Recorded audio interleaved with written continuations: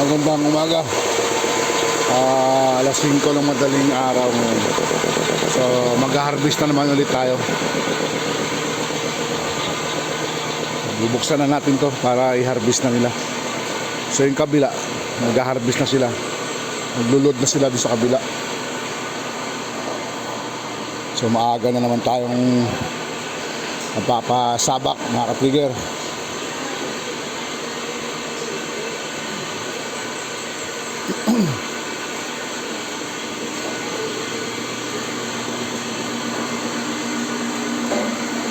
So napakadami na ng putik dito sa tapaya, kung tawagin tapaya ito. Puno na oh. Baka bukas iakit na natin yan doon sa tangke na yun, kulay pula. Yan, load sila, load.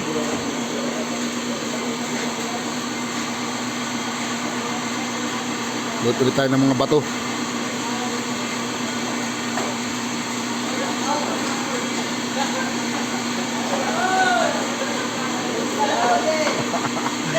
Ang aga na nila. Masaya sila kapag nagkaano tayo. Kaya binibigyan sila, masaya yung mga tao rito. Yun lang tanging libangan nila siguro.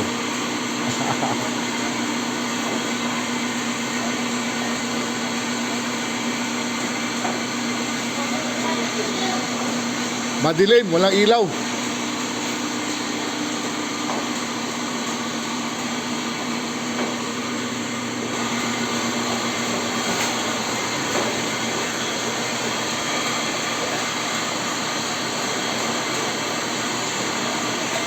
Bukod sa bato, may tubig yan kasama para maging putik talaga sila.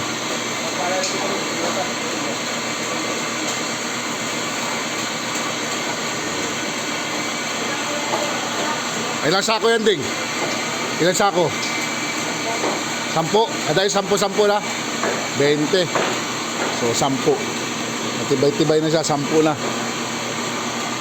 Ito isa, kalulod lang, kaya di pa natin pwedeng harbisin. Umiikot pa siya. Mamaya pa yan, bukas pa.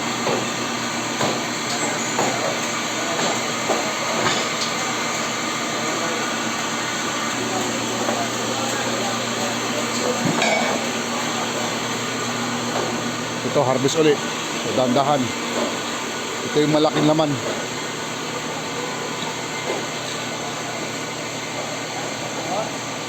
Laot na! Pwede na! Laot na, ibig sabihin laot. Para na siyang Colgate.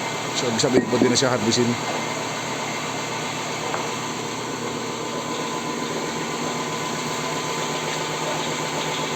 Ayan nyo ha.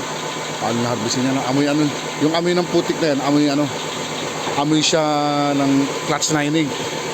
Parang clutch lining ng truck, mga stock yan. Yun ang amoy niya.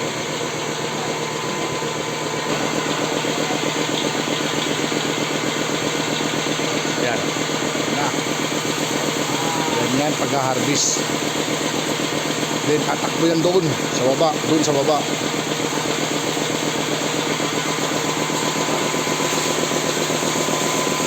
Pasa tayo.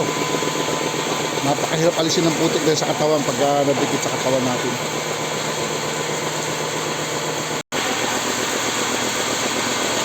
Sabi naman.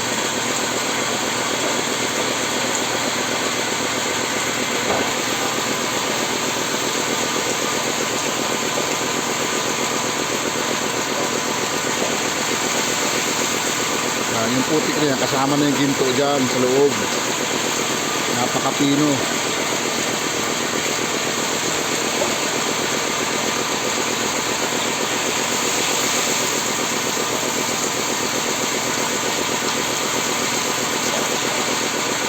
Okay.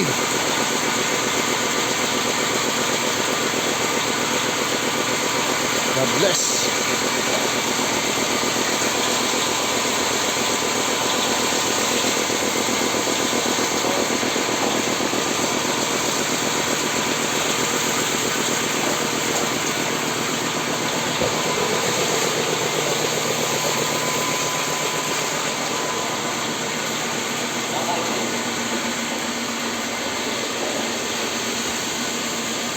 Kaya guys, kunin mo ni sana dito.